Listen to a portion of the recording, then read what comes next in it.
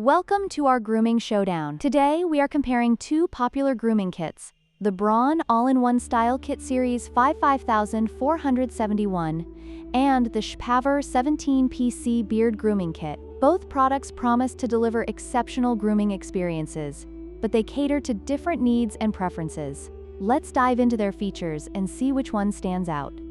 The Braun All-in-One Style Kit Series 5471 offers superior precision with its 40-length settings, allowing for detailed grooming and fades.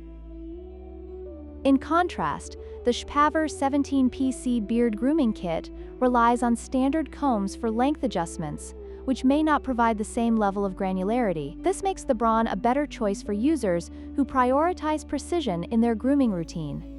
When it comes to battery technology, the Braun model uses an older NiMH battery that requires a lengthy 5-hour charge time. On the other hand, the Showdown kit features a modern lithium-ion battery that charges quickly, likely in just 1.5 hours. This significant difference makes the Showdown more convenient for those who need a quick grooming session. In terms of versatility, the Showdown 17PC Beard Grooming Kit takes the lead with its extensive range of accessories, making it suitable for various grooming tasks.